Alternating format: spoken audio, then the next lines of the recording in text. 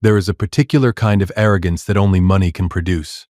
Not the money you earned, the money you married into, the money you didn't build so much as arrive near, through timing and charm, and the specific confidence of a man who has never once been told that the room he just walked into wasn't built for him.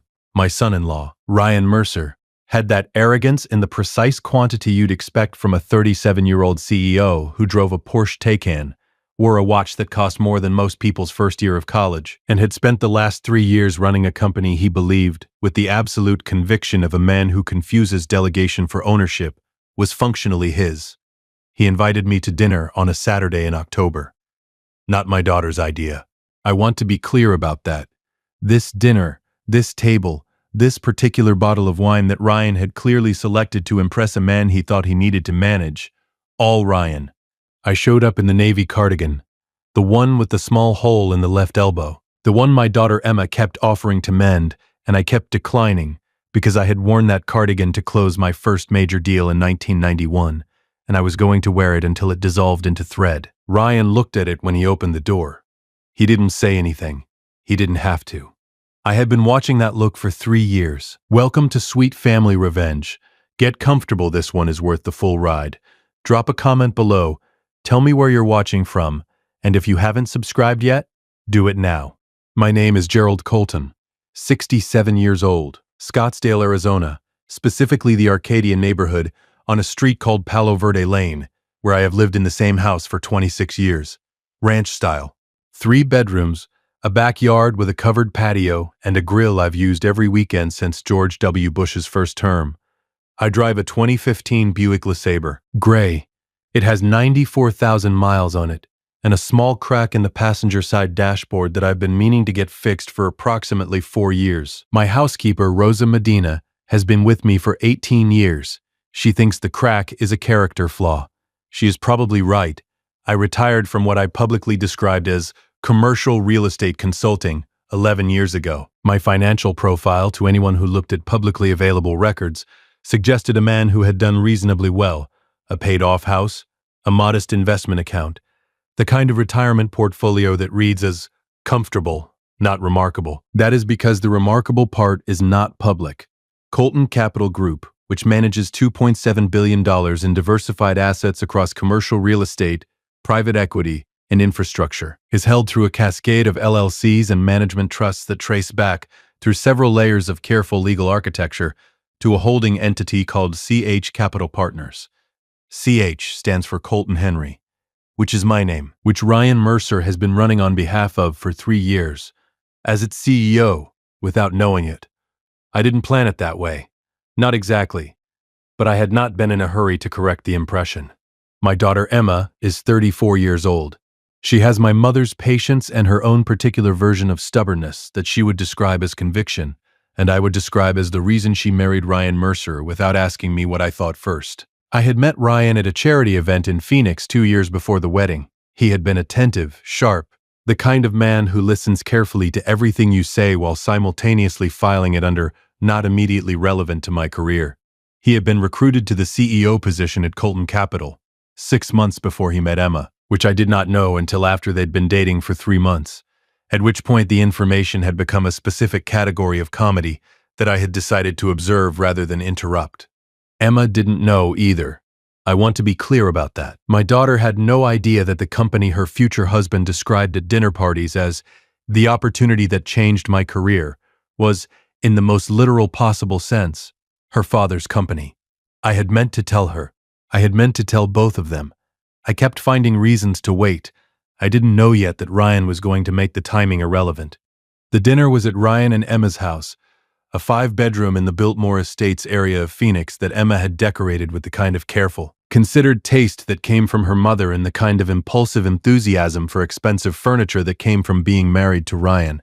It was a nice house, I had noticed, the first time I visited, that Ryan had bought it with a 20% down payment drawn from his Colton Capital signing bonus. His signing bonus. From me. The universe, when it decides to be funny, commits to the bit. Emma made dinner. Lamb, roasted vegetables, the bread she'd been baking since she was 16, and which Ryan had mentioned to his colleagues as something she picked up from a cooking class, which told you everything you needed to know about the general dynamic. We had wine. We talked about Emma's work. She ran a landscape architecture firm out of her home studio, the kind of business built on genuine talent and sustained by genuine effort. We talked about their plans to visit Portugal in the spring. We talked about everything that was not what Ryan had invited me to talk about. Then Emma went to get dessert, and Ryan reached under his chair and produced an envelope. He set it on the table between us. White, letter-sized, sealed. My name written on the front, in handwriting that was not Emma's. Gerald. His voice shifted into a register I recognized from conference calls. Controlled, deliberate. The voice of someone who has rehearsed. I want to be upfront with you about something. I looked at Ryan. I did not touch the envelope. I've been thinking about our family situation, Ryan continued. About the dynamic. About what's best for Emma. For us. A pause. I've talked to some people. Financial advisors. A family consultant. Another pause. I think there's a version of this that's cleaner for everyone.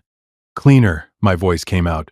The involvement, the Sunday calls, the drop-ins, the way Emma feels like she needs to check in with you about decisions that are... He stopped, chose his next word carefully. Ours. I looked at the envelope on the table. Open it, Ryan said. I opened it. Inside, a typed letter on plain paper. 2 paragraphs. The first described a voluntary distance agreement, a reduction in contact with Emma and any future children to no more than 4 visits per year, with advance notice. The second described the compensation for this arrangement. $50,000. A check, already written, already signed. Paper clipped to the letter, made out to Gerald H. Colton. I sat with that for a moment. $50,000 to see my daughter 4 times a year, from the CEO of a company that generated $47 million in management fees last fiscal year, a company whose chairman, whose sole founding shareholder, was currently sitting at this man's dining room table, in a cardigan with a hole in the left elbow, holding a check for $50,000. The comedy of this was so pure that I almost ruined it by laughing. Emma came back from the kitchen with the dessert plates. She looked at my face, then at the envelope, then at Ryan. What's this? She said. Just some paperwork, Ryan said. His voice was smooth, practiced. Your dad and I were going over a few things. He had planned this for when she left the room. He had planned the timing of his wife's absence. That was the detail that moved it from comedy to something else. I folded the letter, put it back in the envelope, put the envelope in the pocket of the cardigan, the one with the hole in the left elbow.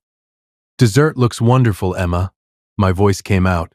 I didn't know it yet, not for certain, but I would later learn that Ryan had excused himself to use the bathroom at my house 8 months prior, when he dropped off documents. He had been gone for 11 minutes. What he'd been looking for in my home office during those 11 minutes was going to become relevant before this story was done.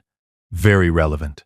I ate the dessert, I complimented the bread, I talked about the Portugal trip, and at 9:30 p.m., I hugged my daughter at the door, shook my son-in-law's hand with the same warmth I always had, and walked to my Buick. The check was in my pocket.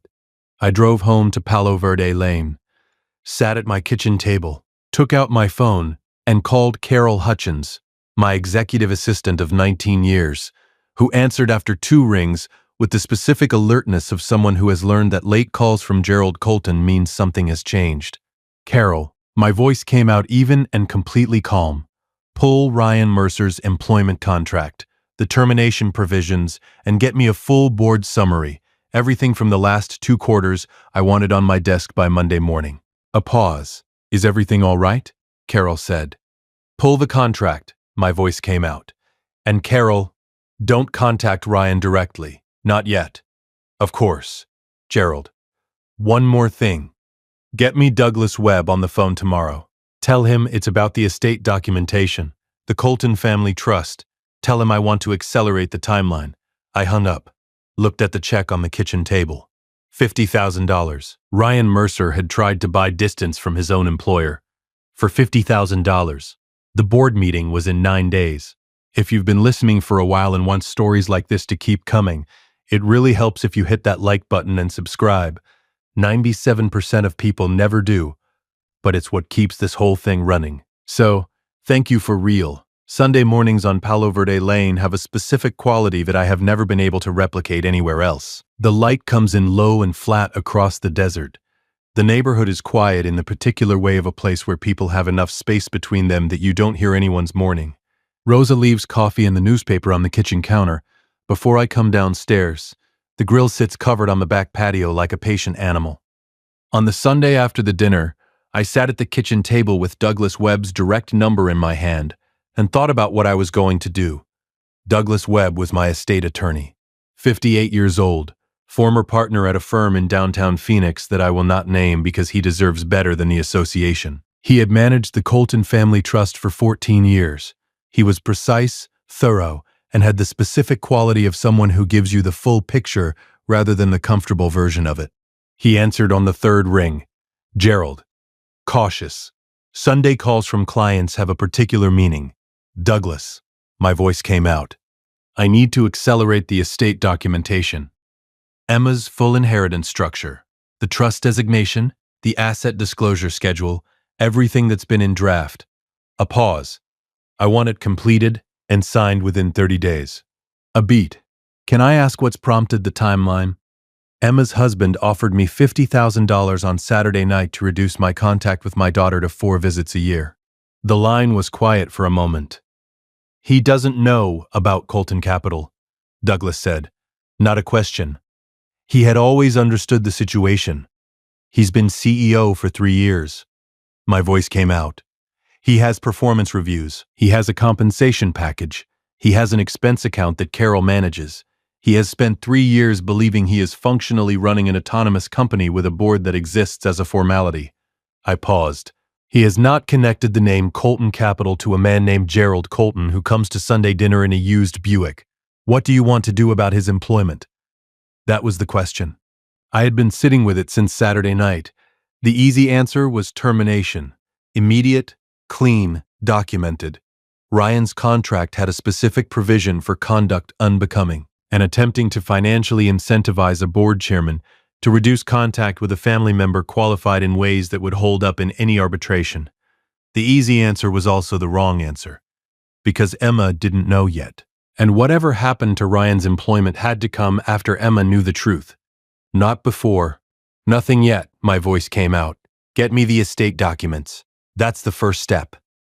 Carol's summary was waiting on my home printer when I came downstairs Monday morning. 2 folders. The first, Ryan's employment contract, flagged at 3 sections. The termination provisions. The conduct standards clause. The conflict of interest disclosure Ryan had signed stating that he had no undisclosed relationships with board members or shareholders. That last one, Ryan had been married to a board chairman's daughter for 2 years and had signed a conflict of interest disclosure that did not list it. Whether that was ignorance or strategy, the legal exposure was real either way. The second folder, the board summary. Quarterly financials, performance metrics, the strategic plan Ryan had presented in August with the specific confidence of a man who believes the room belongs to him. The performance was adequate. More than adequate, actually. Ryan was a competent CEO in the ways that a well-designed compensation structure tends to produce competent CEOs. He had grown assets under management by 11% in 3 years. He had retained key investment staff. He had made 2 acquisitions that were performing as projected. He had done the job. Which made all of this more complicated. And which was the thing I sat with until Wednesday, when Carol called at 8 a.m. and said, Ryan has requested a one-on-one with the board chair. He says it's about strategic direction for Q4. He wanted a meeting. He wanted to meet with CH Capital Partners. He wanted to meet with me. He just didn't know it yet. The board meeting was scheduled for the following Friday. It was a video call, as they always were, the standard format for our quarterly reviews, with Ryan presenting from the Colton Capital Conference Room in downtown Phoenix and the board members joining from their respective locations. My location, as always, was my home office on Palo Verde Lane. Ryan did not know that my home office and CH Capital Partners occupied the same chair. He had visited my home office once, 8 months ago. He had been there to drop off documents related to Emma's property deed, a refinancing matter that had required a signature. He had asked to use the bathroom. He had been gone for 11 minutes. I had thought nothing of it. It was only later, sitting at the kitchen table on Saturday night with the check in front of me, that I had thought about those 11 minutes. about what Ryan might have been looking for in a home office he'd been left alone in for 11 minutes, about whether he had found anything. I had checked on Sunday. The filing cabinet was undisturbed, but my personal stationery, the box of letterhead I had not used in years, had been moved, slightly, just enough that someone who didn't know exactly where it had been would not notice. Ryan had been in my personal stationery.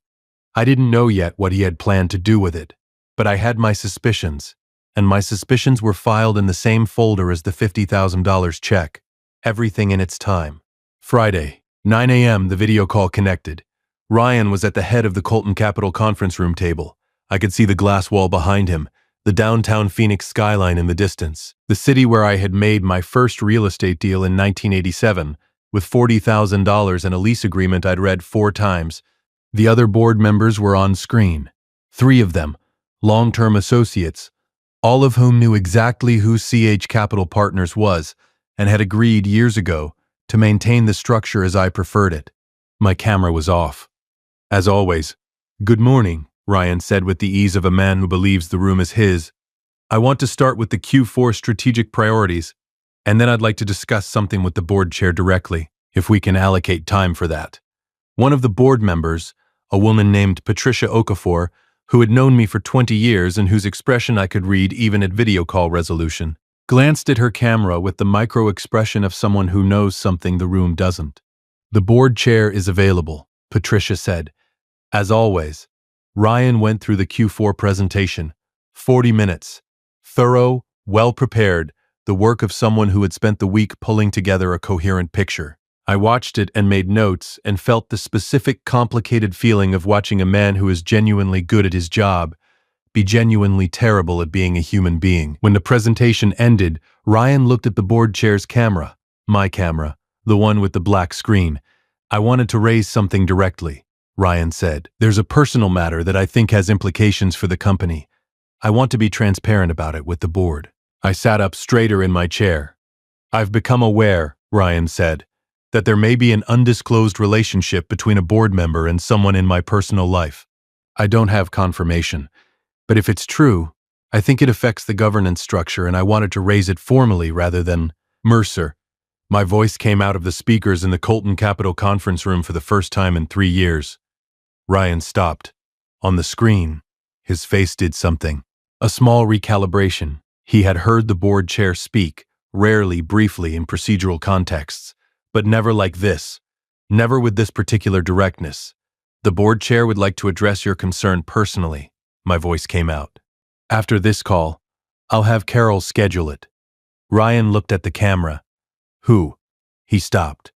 "I'm sorry, I didn't catch." "Carol will be in touch." My voice came out. 30 minutes. The call ended. If you've been watching for a while and you want stories like this to keep coming, hit that like button and subscribe if you haven't already. Seriously, it's what keeps this channel running. Thank you.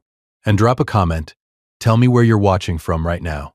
The 30-minute call was a video call. My camera on. For the first time, Ryan joined from his office. I could see him settle into his chair, the practiced composure of a man who has been in difficult conversations before and believes he can manage them. Then my camera turned on. Ryan looked at the screen. I watched his face go through several things in quick succession. Recognition, confusion, recognition again. The specific expression of a man whose brain is running the same calculation twice because the first result seems impossible. "Gerald."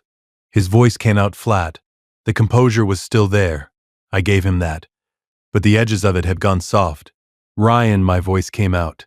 "You're..." He stopped, looked at something off screen. "Back at me. You're the board chair." "I'm the founder." My voice came out. "Board chair is a courtesy title. The company is mine. Has been since 1994.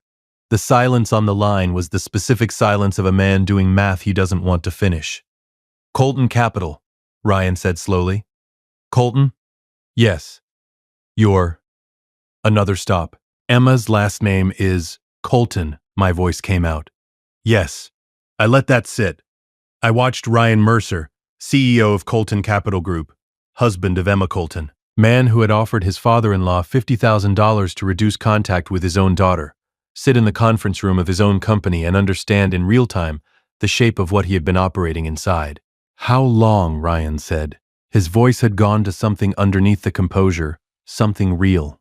"You've been CEO for 3 years," my voice came out. "You were recruited through a headhunter.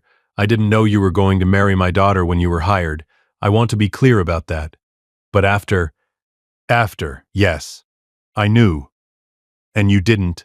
Ryan stopped himself. "No," my voice came out. "I didn't tell you." The line was quiet. "The check," Ryan said, "is in my home office." My voice came out. "Uncashed." Another silence. Longer. "What happens now?" Ryan's voice came out. That was the question. The right question, finally. "Sunday mornings are for honesty. That's not a rule I was raised with. It's a rule I arrived at somewhere around 55, after enough Sunday mornings spent carrying things I should have put down on a weekday and didn't. The light on Sunday morning in Scottsdale is the most honest light I know. Flat and clear and without the shadows that the afternoon produces." I drove to Emma and Ryan's house in the Buick at 9 a.m. The cardigan was in the back seat. I had decided not to wear it. This was a different kind of conversation. Emma answered the door in her Saturday clothes: jeans, a paint-stained sweatshirt, the reading glasses she wore when she'd been in the studio since early morning. She was drinking coffee from the mug her college roommate had given her in 2012 that said "Landscape architects do it in the dirt," which she found funnier every year, and Ryan had always found mildly embarrassing. I had always liked that mug. She looked at my face when she opened the door and did the thing she had been doing since she was 7 years old. The quick, accurate read of her father's expression that told her whether what was coming was routine or significant. "Come in," she said. Ryan was in the kitchen. He had clearly been there for a while. The coffee was already made, there were dishes from an early breakfast in the drying rack, and he had the particular stillness of a man who has been waiting and has had too much time to think. He looked at me when I came in. I looked at him. Emma looked at both of us. "What's happening?" Her voice came out.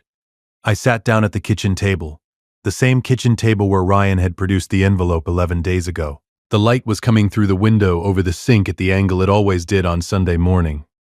"I need to tell you both something," my voice came out. "In order. All the way through. I need you both to let me finish before you ask anything." Emma sat down. Ryan sat down. I told them. All of it. In order.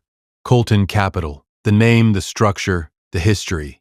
The founding in 1994. The growth. The $2.7 billion in assets under management.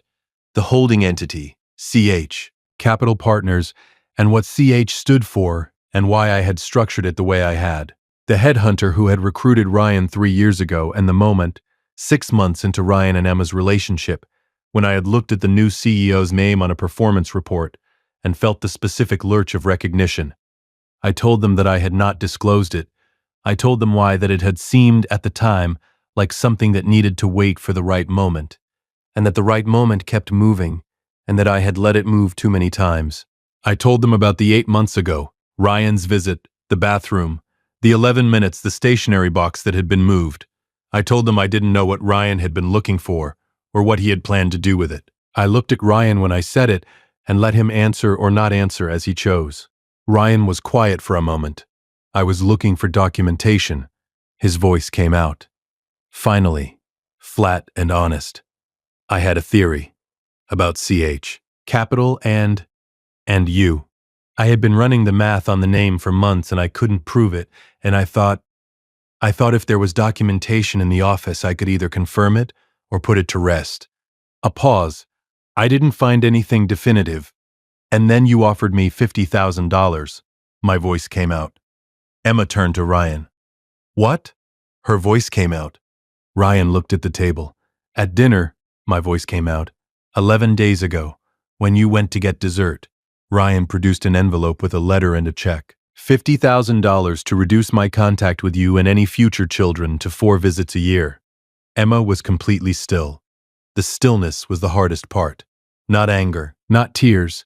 The specific, careful stillness of a woman who is deciding what the information means and what it asks of her, and whether the person she has chosen is the person she thought he was. I could not do anything about that stillness. It was hers. It belonged to her. Ryan. Her voice was quiet. Very quiet.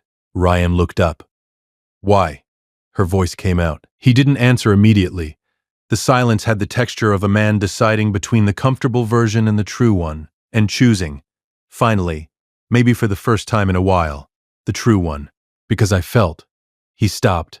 I felt like your relationship with your father was the thing in our marriage that I couldn't. Another stop. I thought it made me smaller. The way you deferred to him. The way you called him every Sunday. The way you talked about what he thought. He looked at his hands. I wasn't threatened by him as a person. I was threatened by what he meant to you. And that's? He stopped again, shook his head. That's not something you fix with an envelope. The kitchen was very quiet. Outside, a bird was doing something in the yard. The Sunday morning light was exactly what it always was. No, Emma's voice came out. It's not. I want to be accurate about what I decided. I did not terminate Ryan's employment. I want to explain that decision because it is the decision people will argue about in the comments, and they won't be wrong to argue about it. Ryan had attempted to financially manipulate a board chairman, who happened to be his father-in-law, into reducing contact with his own daughter. He had signed a conflict of interest disclosure that should have listed his relationship with Emma, and didn't. He had spent 11 minutes in my home office looking for documentation that could have been used for purposes I still didn't fully understand. By any standard employment law analysis, the grounds for termination with cause were real. But Ryan was good at the job, and Emma loved him, and those two facts, in combination, created a situation that was not mine to resolve through an employment decision. What I did instead was call a board meeting. Full disclosure. On the record, the relationship between the board chair, the CEO, and the CEO's spouse, all documented, all formalized, all subject to the governance structure that the conflict of interest policy was designed to create. Ryan's employment continued, under modified governance terms, with an independent oversight structure that protected both the company and the family from the conflicts that had been invisible for 3 years. He kept his position. He kept his compensation. He did not keep the envelope. Douglas Webb completed the estate documentation in 26 days. Emma came to my house on a Saturday morning and sat across from Douglas at my kitchen table, and learned, for the first time, fully, in sequence, what Colton Capital was and what her name had always been connected to. She was quiet for a long time. Then she looked at me. "You were going to tell me," she said. "Eventually." "Yes," my voice came out. "When?"